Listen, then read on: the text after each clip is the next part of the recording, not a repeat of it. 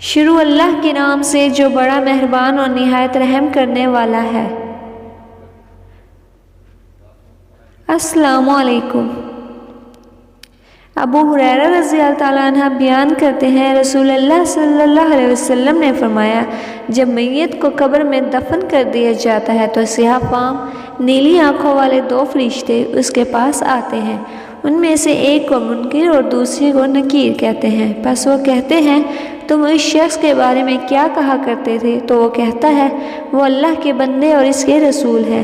میں گواہی دیتا ہوں کہ اللہ کے سوا کوئی معبود برحق نہیں، اور یہ کہ محمد صلی اللہ علیہ وسلم اس کے بندے اور اس کے رسول ہیں۔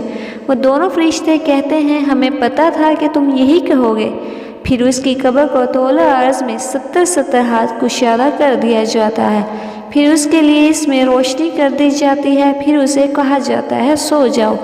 وہ کہتا ہے، میں اپنے گھر والوں کے پاس واپس جانا چاہتا ہوں تاکہ انہیں بتاؤں، لیکن وہ کہتے ہیں، دلہن کی طرح سو جا، جسے اس کے گھر کا عزیز ترین فرد ہی بیدار کرتا ہے، حتیٰ کہ اللہ اسے اس کی خوابگاہ سے بیدار کرے گا۔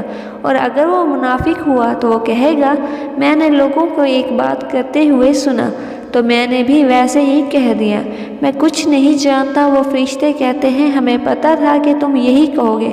پس زمین سے کہا جاتا ہے، اس پر تنگ ہو جا، تو وہ اس پر تنگ ہو جاتی ہے۔ اس سے اس کی ادھر کی پسلیاں ادھر آ جائیں گی، پس اسے اس میں مسلسل عذاب ہوتا رہے گا، حتیٰ کہ اللہ اسے اس کی خوابگاہ سے اسے دوبارہ زندہ کرے گا۔